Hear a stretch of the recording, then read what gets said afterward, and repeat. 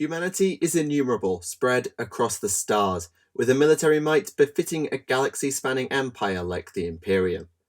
And yet, for all their numbers, there are a few individuals within humanity, or those who are ascended beyond it, who have become renowned even beyond their peers. In this series of logs, we shall take a look at some of those Adeptus Astartes of particular legend in this modern era, known collectively as the Champions of Humanity.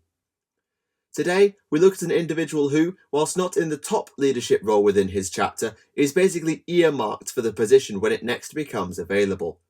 He is young, brash and impetuous, but this is a chapter that cares little for such things, instead rewarding success on the battlefield which this individual already has in spades. He is the youngest Wolf Lord ever to lead a great company of Space Wolves, and unless things change drastically, he may well become the youngest Great Wolf of all time too. Originally born as Ragnar Thunderfist, he is known today as Ragnar Blackmane. This is Tactica Imperialis, and welcome to Champions of Humanity, a 40k Stories mini-series. As with all Space Wolves, Ragnar was born on the icy death world of Fenris as part of the Thunderfist tribe. Despite a record stating he was a commander in a battle in 720 M41, I find this unlikely given he wasn't even born until the 900s as far as we can tell. We don't have an official date of birth for Ragnar, which is perhaps no surprise for a planet as uncivilized as Fenris, but it is believed that in 941 M41 he would be found and descended by those known to the natives as the Sky Warriors. Ragnar's Thunderfist tribe were attacked by another tribe known as the Grimskulls, and the somewhat prodigy that was Ragnar slew many of his assailants before being taken down in turn. However, as often happens when the tribes go to war, the Space Wolves were watching, in this case the wolf priest Ranek Icewalker. Icewalker was impressed with Ragnar, but also with the Grimskull member Stribbjorn, and both were taken by the chapter and healed of their wounds. Admittedly, the two hated one another, having dealt each other mortal injuries before their rescue, but they were both given their inductions and training to become neophytes to the Space Wolves.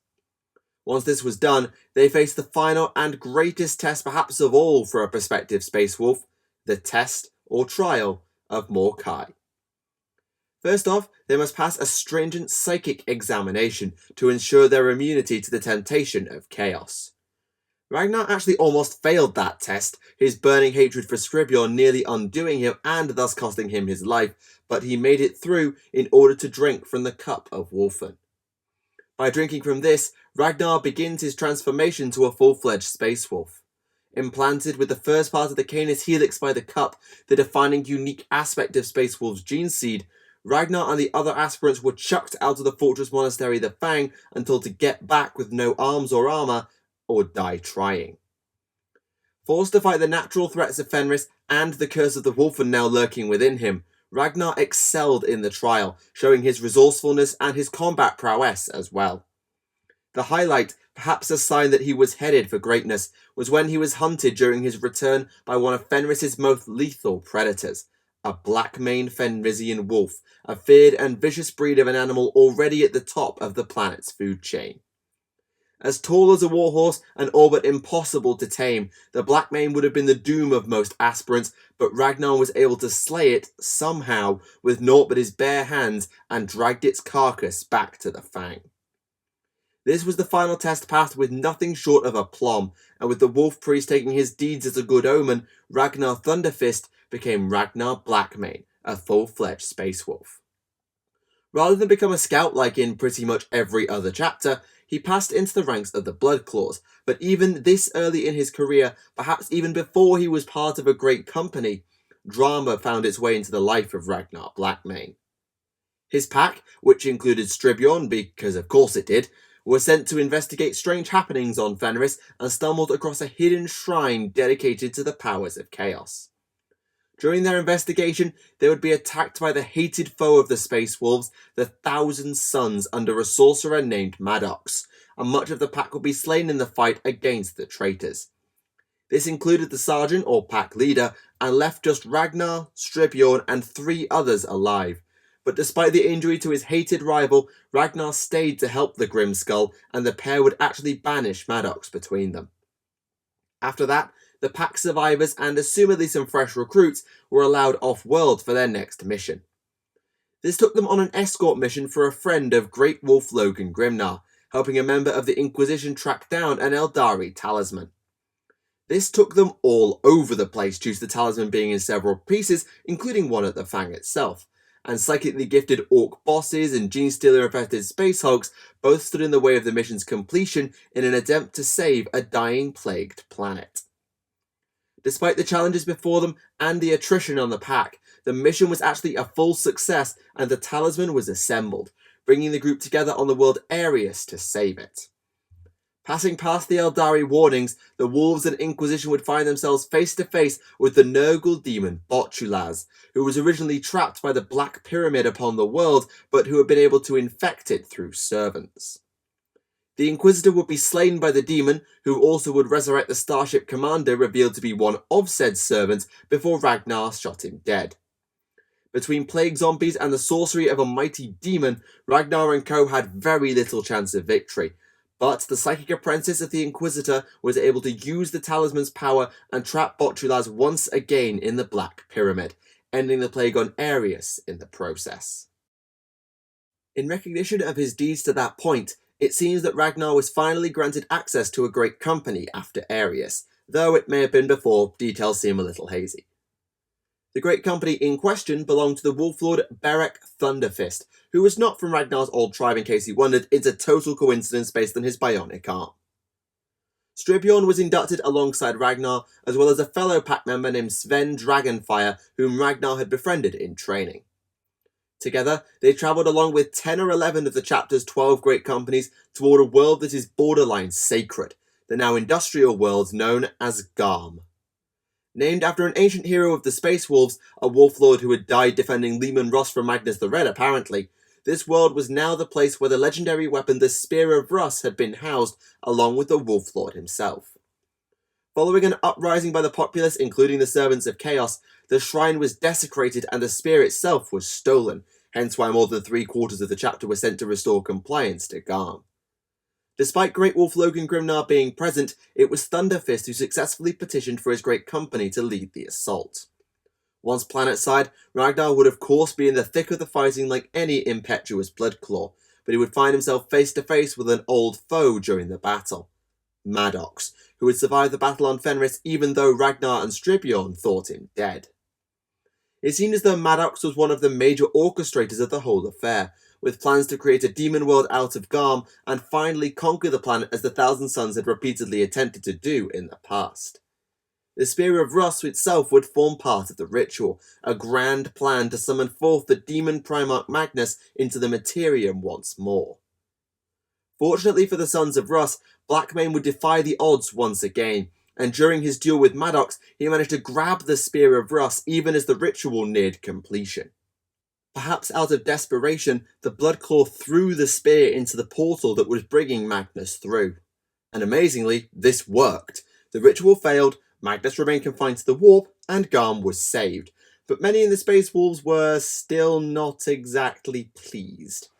After all, Ragnar had literally chucked one of his Primarch's weapons, an invaluable chapter/legion relic that nearly slew Horus Lupercal himself, into the warp, potentially losing it forever. In fact, it may well have been that some within the chapter would try and kill Ragnar for his crimes, even though he had undoubtedly saved the planet and the chapter from disaster. Wolflord Thunderfist wanted to promote Ragnar instead, raising him to the rank of Grey Hunter, which is effectively a tactical marine with a twist for those who don't know Space Wolves, like the rest of his pack. But Logan Grimnar had a compromise in mind.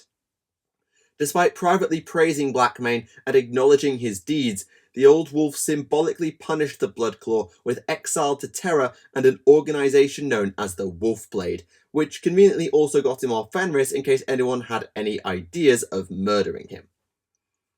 The Wolfblade is a small group of only around 24 Space Wolves, assigned to protect the Navigator House Belisarius, no relation to Call for the one person who will inevitably wonder, who have been allied to the Wolves since the days of Leman Russ. Supposedly the only Space Marines allowed on Terra these days, the Wolfblade act as guardians and battle commanders, also learning of Terran intrigue and making them rounded future leaders even if they view it at the time as a punishment. It is unknown how long Ragnar spent with the Wolfblade, but his time there was a very busy one.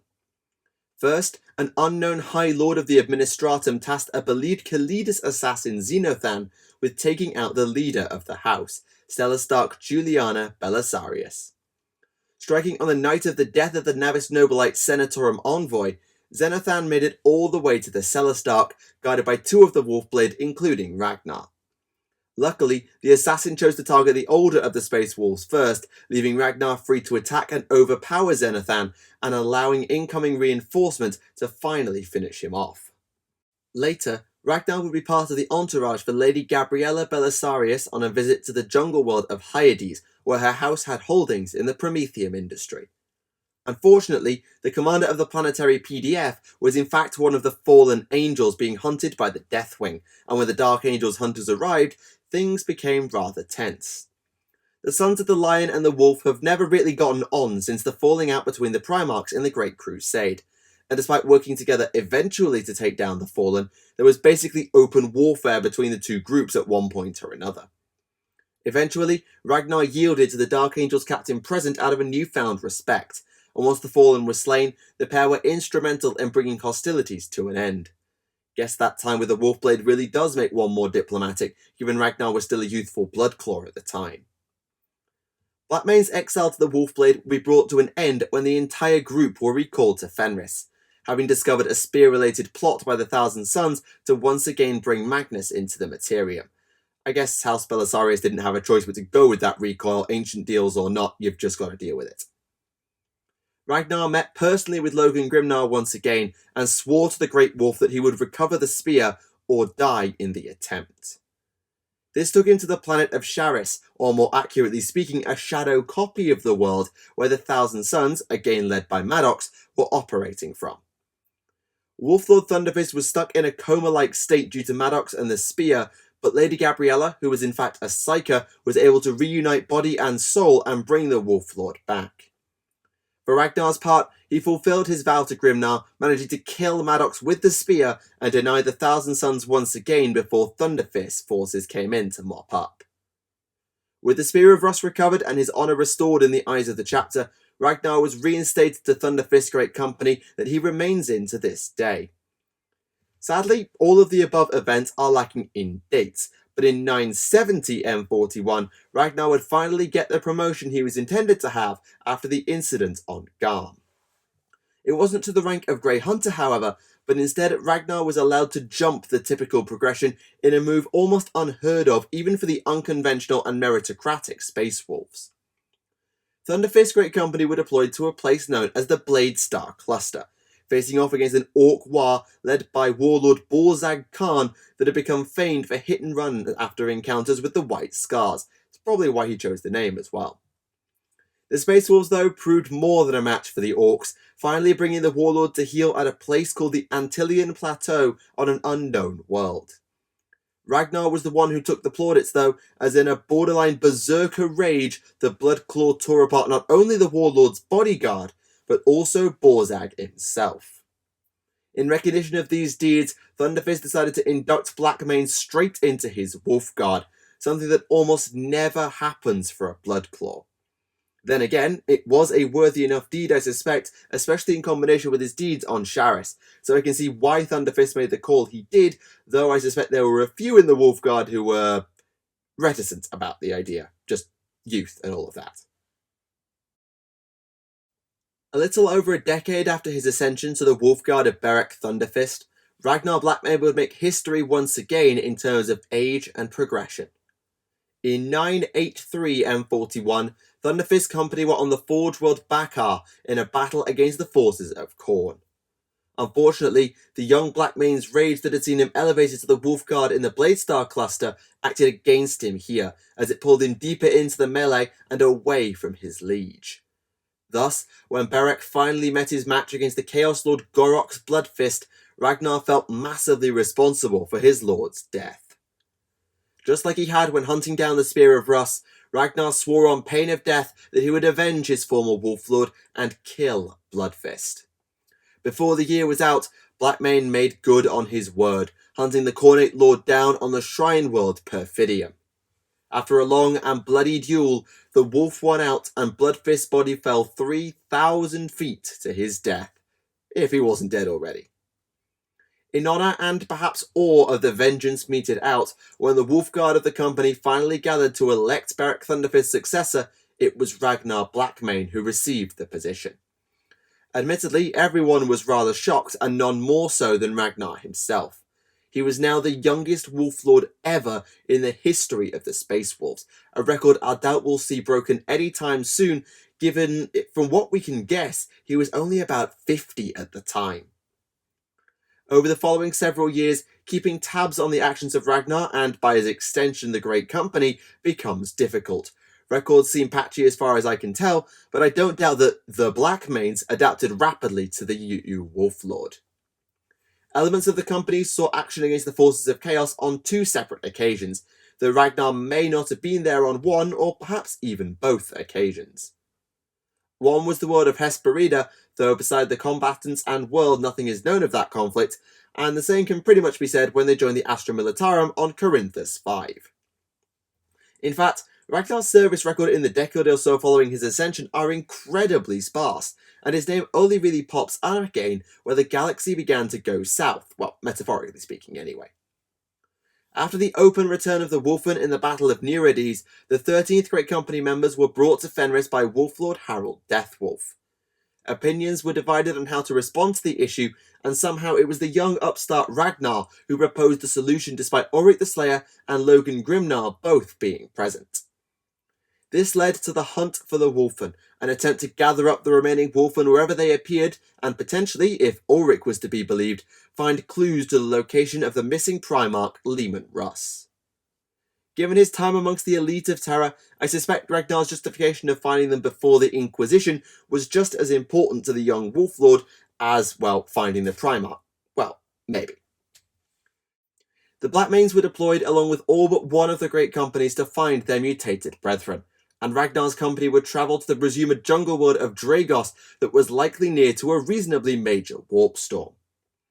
Despite demonic opposition lurking in the jungles, Blackmane would succeed in his endeavour and even manage to extricate Mechanicus personnel as well as the Wolfen he was originally after.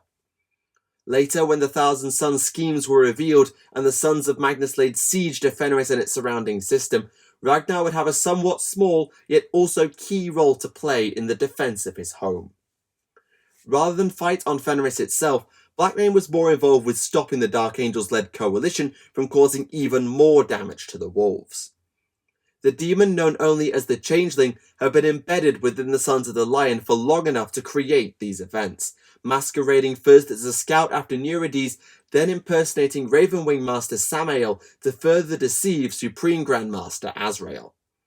When the bombardment of Fenris began, it had taken the form of the Rock's Vox officer, yet through the work of Blackmane and the Grey Knight Captain Arvan Stern, it was somehow unmasked. I suspect that was more Stern than Ragnar, but I'm willing to be corrected. Either way, once the Changeling was discovered, it fled deep into the Rock, with Ragnar, Stern, and Azrael among its pursuers. Despite threatening to release the truth about the Fallen, and the Fallen currently being held prisoner, the demon was dealt with no release of uncomfortable truths for the Dark Angels. Whether Ragnar dueled a member of the chapter whilst aboard the Rock is unknown, as the war was not yet over at this time, but I suspect he would have wanted to if Logan Grimnar didn't do it personally. It should also be noted that Ragnar may have had a role in Magnus's banishment, albeit kind of a second-hand abstract one. When Eagle Ironwolf was killed by Magnus, he was attacking the Primarch with the Spear of Rus. He didn't land a hit, but the distraction caused by a weapon as potent as the spear might have given Logan Grimnar the opening he needed to wound Magnus and allow the Grey Knights to banish him. Given Blackmane recovered the spear before being reinstated, I suppose you could say that it was thanks to Ragnar that the Crimson King was beaten back. Well, kind of, maybe, whatever. Sadly, we are as yet unaware of his full roster of deeds since the appearance of the Cicatrix Maledictum, but I don't doubt he's continuing to add to his saga and defeat the enemies of Rus and the Imperium. I also suspect that when the Primaris came along, he was one of the more resistant to it, as Blood Claws have had to have rules put in place for them fighting Primaris just because they don't get along with them. Ragnar's barely out of Blood Clawhood himself, so I suspect if any of the Wolf Lords were going to cause a problem, he was going to be one of them. But it seems to be going along fine right now. To conclude, let us explore the armament and personality of Ragnar Blackmane. Ragnar's primary weapon is a frost blade, a form of chainsword unique to the Space Wolves that more resembles a power sword in terms of armor cracking and damage. Blackmane's particular frost blade is called Frostfang, believed to have been forged by the ancient Iron Priest Fergus Thorgrim. An Iron Priest is the Space Wolf equivalent to a Tech Marine for those not in the know. Thorgrim was the one to forge the first ever Frostblade, which isn't Frostfang in case you were wondering, but sadly his unique forging technique died with him, though others can and do create Frostblades today.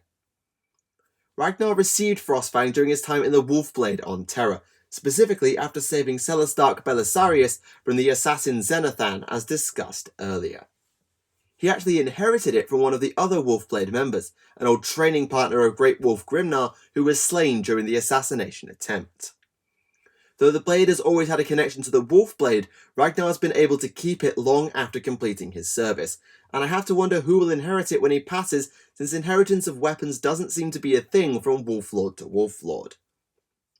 Like many Bloodclaws, Ragnar simply pairs this melee weapon with a bolt pistol, and on occasion 2 Fedrisian wolves named Svangeir and Ulfgeir will accompany him to battle.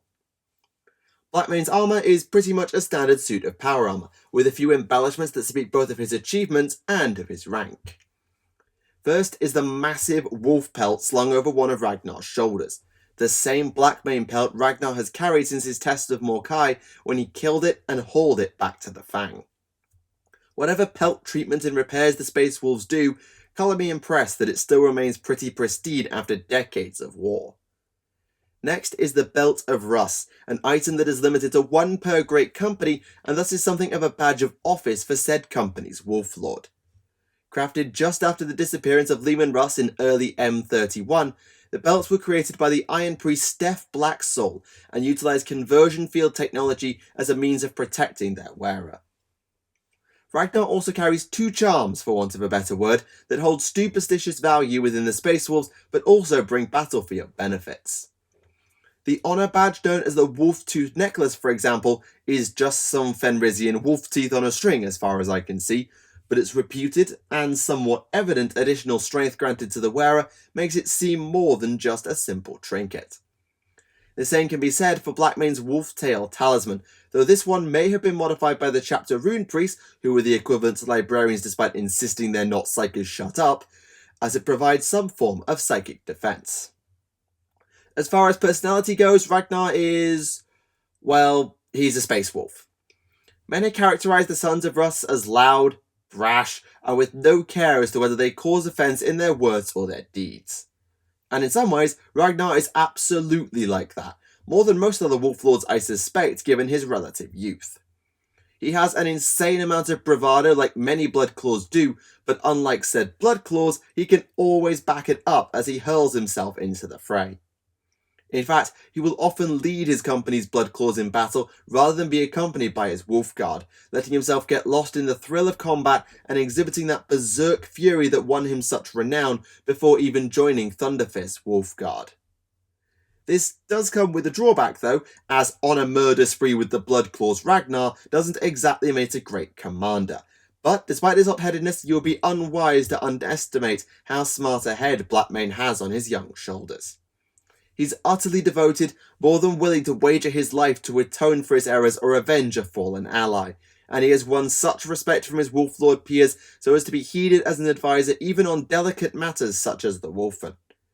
I somehow suspect he doesn't quite realise how shrewd he is, as many don't recognise the influence that serving the Wolfblade has, and even less are thankful for it. But he's a capable leader when he keeps his head screwed on straight, at least. He is dismissive of Psykers and their ilk, most notably refusing a gift in his honour from the Blood Ravens chapter, but Blackmane has become a master of the Planet Strike operations to such an extent that his company are often assigned such tasks by Great Wolf Grimnar. His fame has spread, and some even whisper that with age on his side, Ragnar Blackmane could become the greatest wolf lord in history. Others still suggest that given Grimnar is known to like him, and given his only growing saga, that when Logan finally passes away and the position of Great Wolf is next available, it will be Blackmane who is voted into the role. At that point, Ragnar's skill at diplomacy and grand strategy would truly be put to the test, and I'd be very curious to see how the Space Wolves would get on under his rule. It would be a really, really interesting experiment, that one. So if he gets it, good luck. I want to see what happens.